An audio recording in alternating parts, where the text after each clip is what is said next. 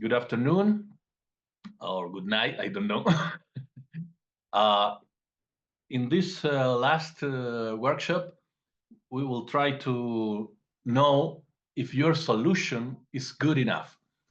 Till now, you have seen different workshops where how to build the solution, but how can we be sure about if our solution is good enough? Okay, we are based in the power of absolute measurement in AHP ANP and the uh, threshold core of solution. For the first part, for the absolute mode rating scales, I will leave with you at Isabel Spencer, for that part of the presentation. Hello, everybody. Nice to see some faces. What we are going to share here is the result of about 35 years of consultancy using AHP. We have found out over time that we have mostly used what we call, or literature calls, absolute mode versus the relative mode, which is the standard approach or the initial approach for AHP. So what we're seeing here is based on lessons learned and tips more than on a scholar approach. In general terms, this is the agenda. We're going to have a quick look to the absolute mode in AHP. Certainly applies for ANP, but it is much simpler to explain using hierarchies, right? And then we're going to move into scales and thresholds and all the benefits that you obtain when using them. So the first question you would like to know is what is the difference or the relative or absolute AHPs? And really the only difference relies on how that alternatives are handled. So if we have a very simple hierarchy here with one level of criteria and a couple of alternatives, in the relative approach, what you do, we compare the criteria against their father or their objective, and we build a priority vector for them. And then for each criteria, we compare all the alternatives in terms of their performance. And so doing that, we synthesize the information and we obtain a ranking for the alternatives. That is the standard approach. Instead of that, in the absolute mode, we have the same activity related to the hierarchy. We compare the criteria and all their levels and obtain their weights. But the next step, when we need to arrive to the alternatives, we need to build scales. And these scales are normally set with different levels. They're not the same values or scales for the different criteria. And what we do here is that for each criteria, we determine, we compare the levels of the scale to determine what is the meaning of those levels, obtaining a priority vector as well for each of the scales. So the assessment process is basically a table, a rating table, where you have all the alternatives and you score them against these scales. And using the priority vectors, we obtain the final ranking value as well. So you might see there is a table here that differentiates and is key in terms of the absolute AHP. What is the difference? As I said before, the difference relies on how alternatives are handled. So in relative mode, the most known AHP approach, you are able to capture some level of feedback when you're comparing alternatives and terminal criteria, which is interesting in some cases, as well as you will allow for rank reversal. If you're interested, you have a marketing type of problem, you're interested in having rank reversal, of course, you might avoid it if you're not interested. It has less steps as a general solution, and it's oriented to determine how similar the alternatives are, because you compare them. So you have a set of alternatives, and no one is differentiated because it's on the higher values or on the lower ones. You might not know if all the alternatives are similar, but are not good alternatives. You lose that information. You don't have that because you're concentrated on the differentiation of alternatives. So results are dependent on that set. If you need to add new alternatives, you might need to go back to the model and compare for each of the terminal criteria alternatives against, which is, a little bit of work. But certainly, if you have more than 7 alternatives, it is very hard to handle, even if you regroup them in pivots and so forth. So it is a great approach for some problems. In absolute mode, instead, it is an approach much closer to the use of indicators and always preserves ranks. But the key here is that you need to handle intensity scales. That is the base of the absolute mode. And to build intensity scales or to transfer them, as we will see later, you need participants on your team with high knowledge about the terminal criteria, about the problem. No one is able to define good scales if it does not have enough knowledge about the topic. So that is an element you need to consider. Of course, through that assessment matrix or table that I showed you before, you might have 5 rows of alternative, or you might have 100. The process is exactly the same, and it's fairly simple to add new alternatives as they arrive. You will be able to define and understand how good the alternatives are by themselves, not in terms of the rest of the alternatives. And you will be able to create standards. That is great, because there is some effort on building scales. And if you have a problem that you need to resolve or process on a regular basis, let's say quarterly or annually, you have a benchmark to do with your team, then, well, once you create this standards or these scales, you can reuse them. And that's wonderful.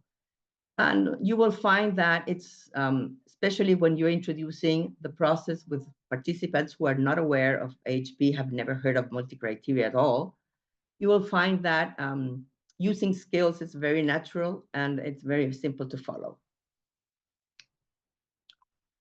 So which one is best? Well, there's no best.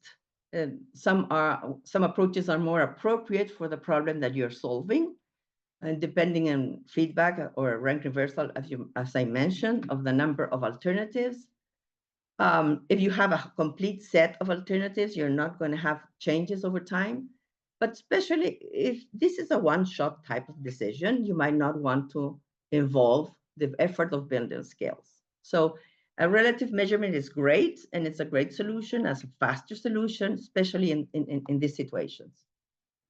But if you are looking to have, or you already have available scales, or you're looking to for repetitive type of decisions, then absolute measurement provides a lot of benefits, because the effort of building scales, you're going to use it on several occasions.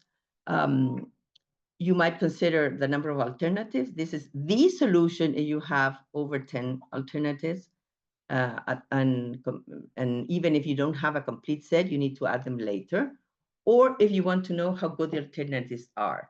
So on a benchmarking kind of problem, when you have, I don't know, 20 or 100 alternatives, you want to rank them at the end. You want to categorize them.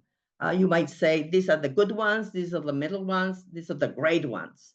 But how do you define, where do you set the difference between the good and the regular? Those are the thresholds. Those define levels that establish where are there acceptance levels that you can use. So if you want to build kind of traffic lights, green, yellow, and red, the thresholds provide the levels of where the set of the alternatives belong to the green area or the yellow one. So that is a good tool, especially for managers, and that's one of the reasons why we have ended up using the absolute mode so frequently. Just about some examples about scales. They might have numbers, they might have no numbers at all. Some people tend to believe that numbers are great, but sometimes they're misleading. For instance, you see here the scale related to education level. It's descriptive, but you would understand exactly what the background of a person is. Instead, if the person talks about years of study looking to use for numbers, and it says, I have, I don't know, 15 years of study, well, you don't know if they ended anything at all. So you have to be aware that numbers are great for building skills, but they're not a must.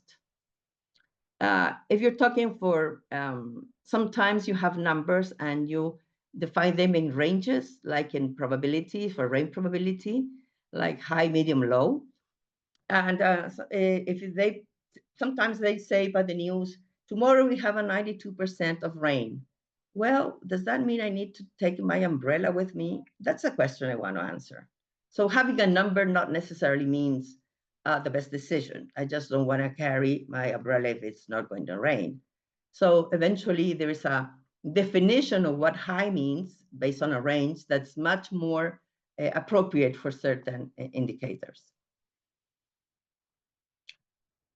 So here's the main step. I anticipated before. We have a scale. This is a totally descriptional scale. We have five levels, of risk levels. And we also have the condition of no risk presence. But when we create the comparison matrix, and we compare the levels between each other, we do never include the null value. We only use the scales that represent some level of risk, and this is a risk concept. So in this case, we compare, well, how much riskier is to have a very high assessment regarding a high assessment. And experts said it's more or less similar to. But if we compare a very high situation versus a moderate one, then the scale increases, increases to very strong. So, okay, what this slide shows is that the process of comparing creates a function, what we call a transformation function. And you might see very high, moderate, etc. And also the priority vector, the cardinal values. And you add at the end the null, which has a 0 value. So, well, these are the shapes. This is a summary. If you have a null in your scale, assign it a 0, it's not part of the comparison matrix. If you have a non-information situation, use the worst case. I think that is a summary for this page. Let's move on. Some considerations, scales might be qualitative or quantitative. As we saw before, having numbers is not necessarily better, which means do not force yourself to look for numbers in your scales. There is an effort to build them. You need expertise to set up the scales. So if you have a great description and an expert to interpret the meaning of the description, you're done. You have a good starting point. All levels have, I mentioned, have to be interpreted by experts. They know that they understand the criteria and their scales. So for instance, this is an indicator of percentage of population with breathing problems. It is defined by ranges, but as an expert will look at these numbers or these definitions and would say, well, are these winter measurements? Where were they taken? Because, you know, during the pandemic, things were slightly modified. Are we located close to the high in the mountains, close to the sea level? What was the size of the population to build this indicator, and so forth? Experts understand the problem and make good questions. They're not to be built by general approach or general knowledge of the criteria. What we're looking to have on scales are cardinal numbers, so we can perform arithmetics, right? To multiply them by the weight of the scales and obtain a ranking for each of the alternatives. But you have to be sure the numbers that you use are really numerical and cardinal ones. And this is an example. If you have a scale for quality of work, for instance, defined as unsatisfactory for 1 and very good for 5, I think this is a Latin America kind of scale. I think you use the best value for 1. We use it upside down. So do you have any more information by the numbers than you have by the labels, by the minimum or regular names? Do you have more information by just setting a number there? The answer is no, because these numbers are just labels. So having numbers is not enough. You need to interpret. What does insatisfactory mean? You need to interpret that the same way that you would need to interpret what does a 2 mean. So be aware of that and use numbers when they're really appropriate. Thank you. Scales could be defined over criteria, could be abstract, or could be specific. We tend to believe that terminal criteria are specific, but you're building the hierarchy. So if you end up with a concept that's still abstract, it would be much better to continue breaking it down and increase the hierarchy levels to arrive into more specific terms. Scales work great with specific terms. If you decide to build scales with abstract values, then you will need to define, you will end up with abstract concepts, high, medium, low, and you will need to define what high, medium, low means in general terms. And that's not so easy. Be aware that there are several indicators and scales already available in different knowledge areas, so you can start using them. Experts know already, and they're familiar with their scales, so you can just use them and transform them. Here we have a few other examples. The binary scales only takes value 0, 1, presence or something or not presence of something. It could be useful, but not commonly. I would say not to force them too much. If you have higher number of intensity levels, then you would arrive with more accurate assessments, with higher differentiation between the alternatives, and certainly you will be able to build better thresholds.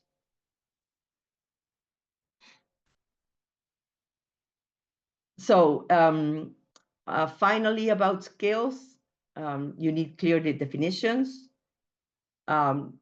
Typically, we prefer using always ascendant or descending orders on the scales just to simplify and avoid confusions.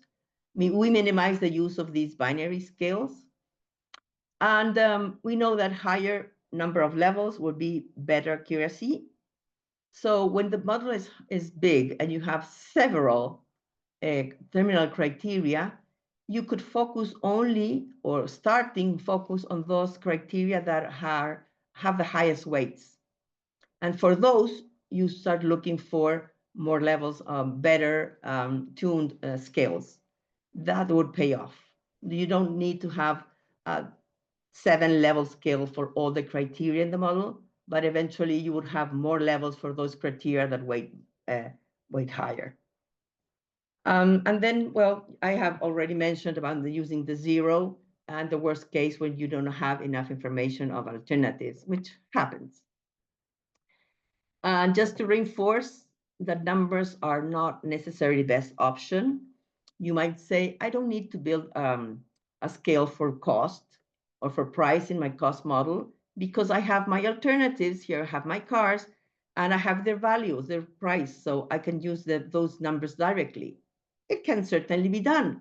So if we compare the numbers, we'll say the car number 3 costs $16,000 versus car number 1, it's only $8,000. So the comparison matrix would give me a 2, which is the direct ratio between the numbers. But 2 means almost the same, less than moderate. And I don't know for you, but $8,000 might not be almost the same. So even if you have numbers, it could be a good idea to set ranges and compare ranges and have a better definition for your scale. Ordinal approaches, poor scales, numbers 1 to 5 work not very well, lousy scales.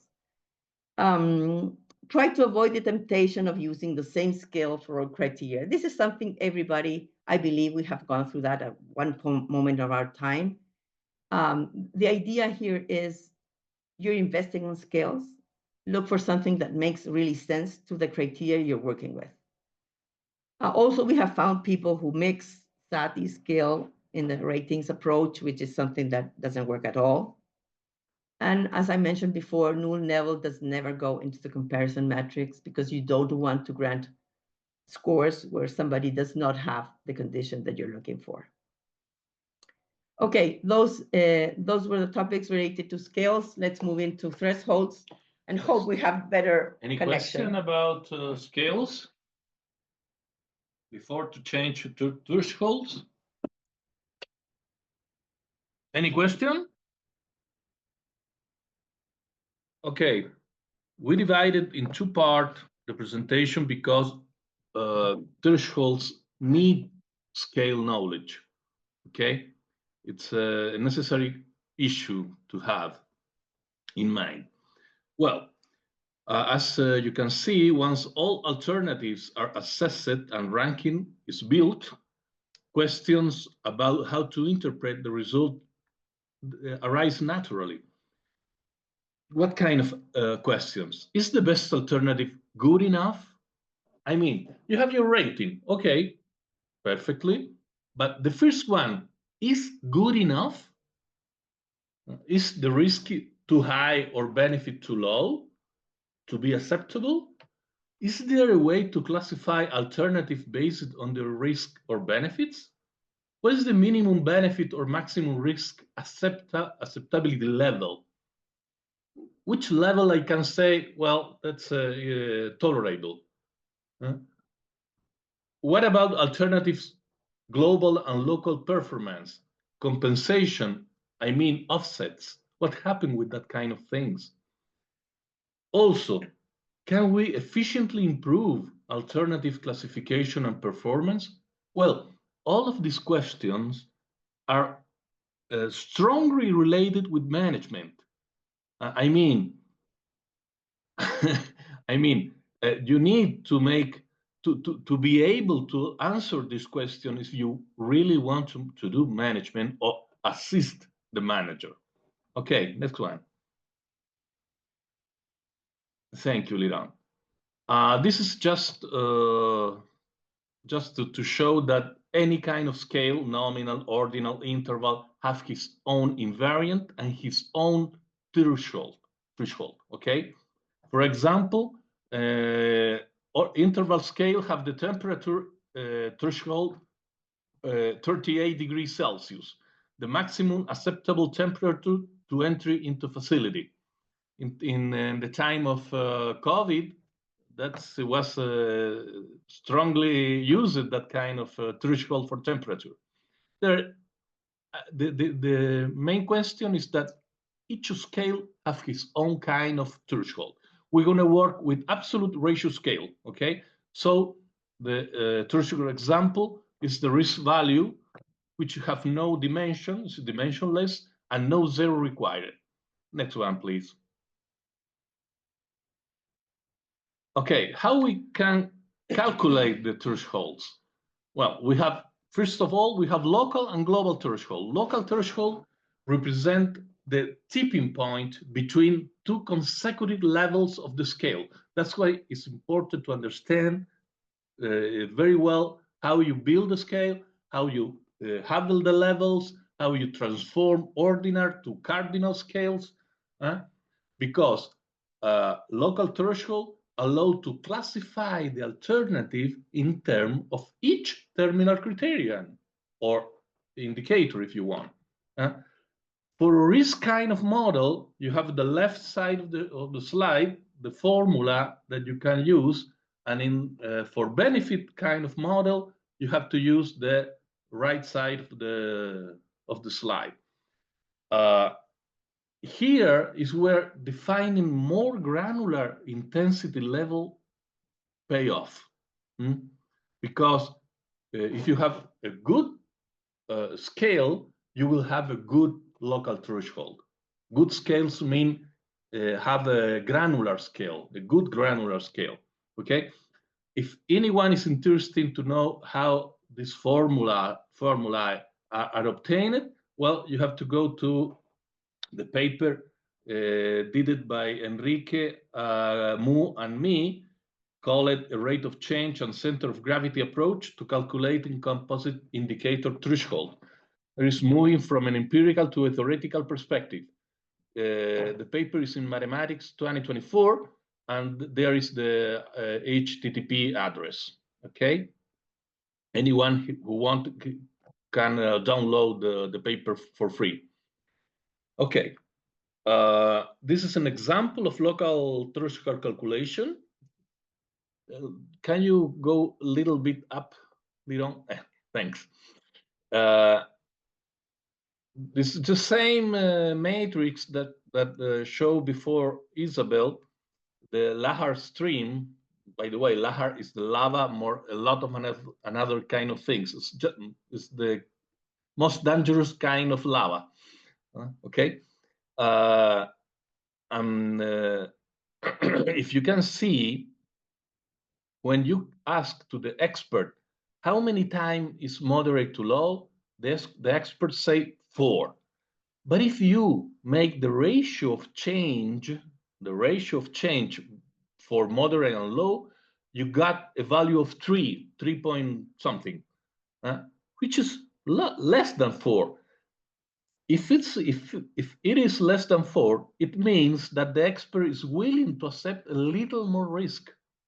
That's why we need to calculate the exact value for the local threshold, because the expert is not sure in exactly terms where is the local threshold. The expert can answer to say, well, the local threshold should be between low and moderate. Okay, perfectly, but where exactly? What is the value?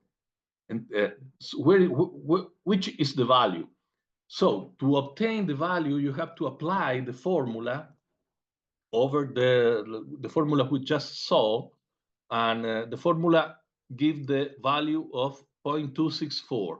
Okay, and this is the meaning of this value is this is the upper limit value for this terminal criterion or indicator. Any value up this value is unacceptable for this criterion. Okay, next, please.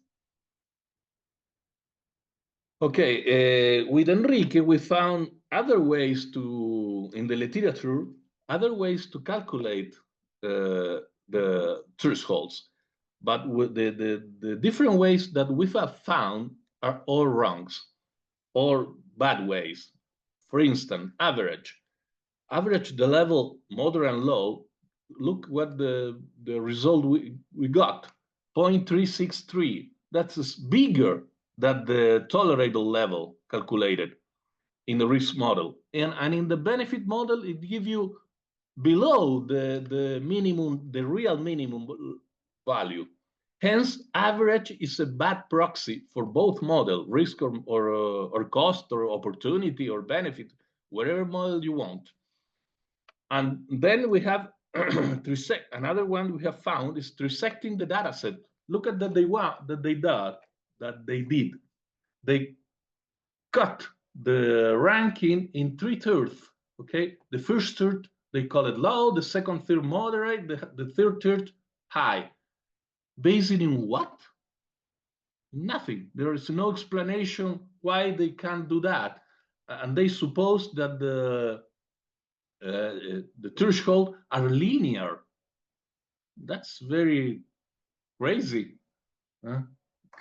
Scales are not linear at all, and of course threshold neither. Then we have average, the maximum and minimum. Once again, it's a wrong way to do it. And the last one is the average plus standard deviations. Maybe this is a little bit better, but it's still wrong. And why I say this with these strong words? Because they are data set depending. How can a threshold can be dependent of the data set? That have no sense, because if you put one data inside, the threshold change. That is not a good behavior. Okay. Next, some hints of tips and tips for thresholds. Always take consecutive level to calculate local threshold. That's the only way that this works. You have to use consecutive levels or adjacent levels. For binary variables, take 0 for local threshold in risk model and 1 in benefit model. For lack of information, take 1 for local threshold in risk model and 0 in benefit model. Next one, please. Okay, once all the local threshold are calculated, I mean, you have to calculate the local threshold for each terminal criterion. When you do all that calculation, you're able to calculate the global threshold, the threshold for all model, okay? And the global threshold is calculated just the same in the same way that AHP ANP work, the weighted sum. So that means that one local threshold is important. Okay, so it will gravity more in the calculation of the global threshold. Next one, please. This is just a simple example of global threshold calculation. I took 4 criteria, one of them as a binary variable, just to show how it works.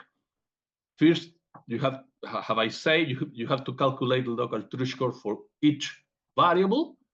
Of course, you have to have the weight of that variable.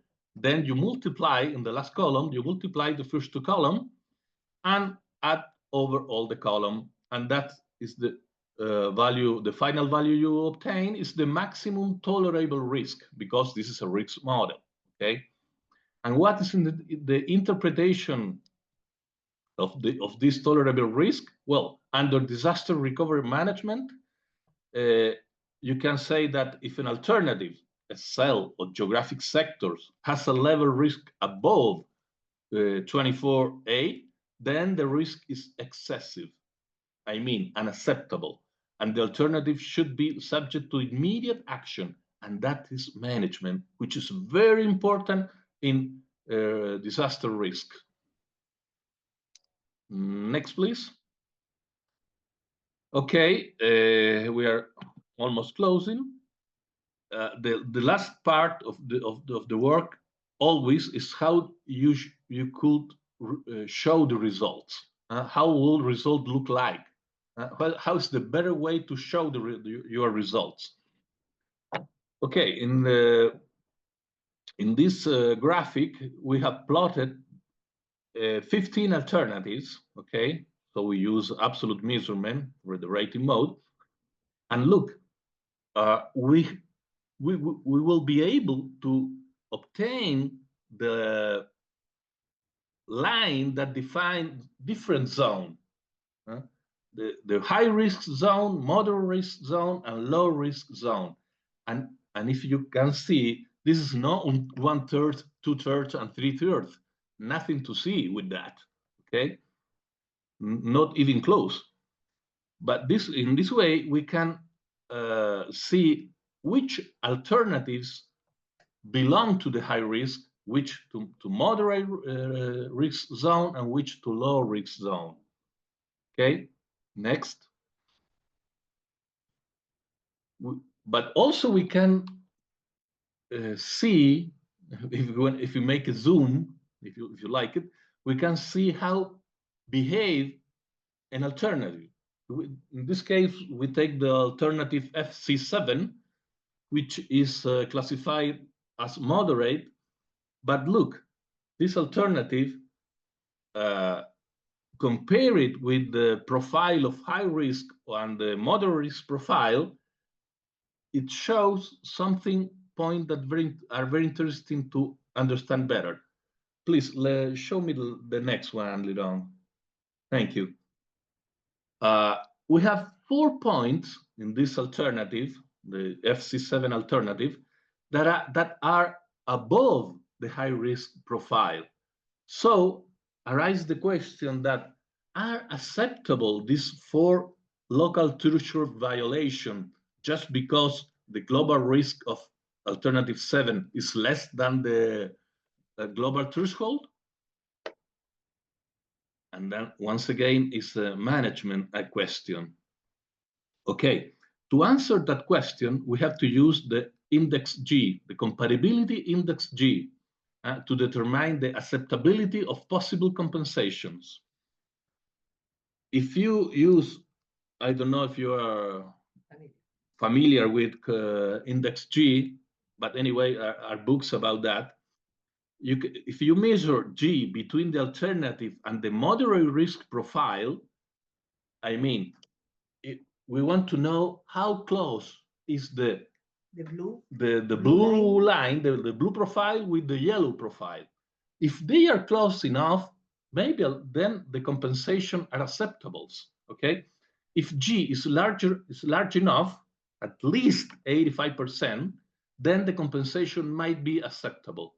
And that's one way to, one non-arbitrary way to know if we are doing good compensation, because most of the time you have to make compensation. You fall in the compensation situation. And the heavy question is, okay, but these compensations are acceptable? These offsets are acceptable? Next one, please. Okay, this is the last, well, almost the last slide. And this is just a way to summarize the process. If you want to do this, you first have to build a cardinal scale for every indicator in the model. Of course, you have to use an absolute model, okay? An absolute mode of AHP or ANP. Second, you have to calculate the local threshold to every scale with LT formula showed before. Then, once you have all the local thresholds, you can calculate the global threshold, combining all the LT as a weighted sum, just like AHP and ANP does. The fourth step is to compare the alternative result with the global threshold to classify the alternative. That's how we are answering the initial questions. And last but not least, check possible and acceptable compensations, applying compatibility index G to check possible offsets. Okay, and our final conclusion are that the AHP rating mode, or ANP if you like, is very powerful mode of measurement. I can tell you, we are using for more than 35 years. Suitable for many real-life problems, many. Use AHP ANP rating modes, of course, requires clear understanding of the problem drivers and the presence of experts to build the scales. The scales have to be very well done, and they have to be cardinal scale. Finally, classification of alternative is a necessary condition to the decision maker in order to assist their management process. Then the threshold calculation becomes a necessary complement to the rating and management process. Thresholds mean management at the end. Okay, people, we did it in the time expected, even with all the cut problem that we have.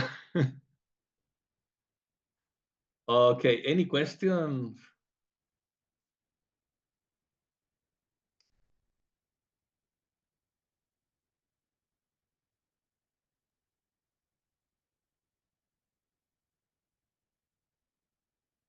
There is no question? Ah, Birsen. Ah, okay, it's a clap. I thought it was a question. That was okay. Great. Claudio, I hope you don't mind if we share the presentation with attendees at the end, right? Okay, I send it just because, with that purpose. Excellent, thank you.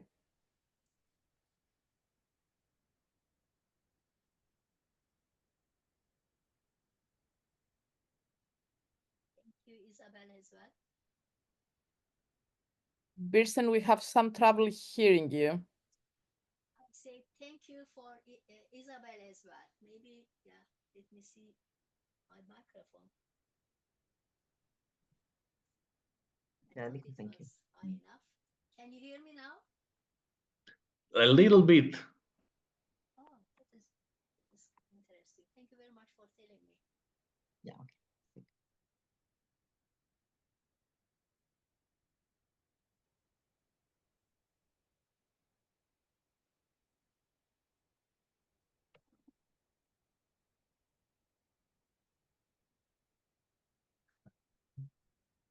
And okay. Thank you, Hi. Birsen. I don't know if you want to say something else. I just wanted to thank you. Ah, okay. Thanks. Great. Thank you a lot, Birsen. Also from Because Isabel. I know that my voice is not hearable. Now we can hear you. Now we can hear you.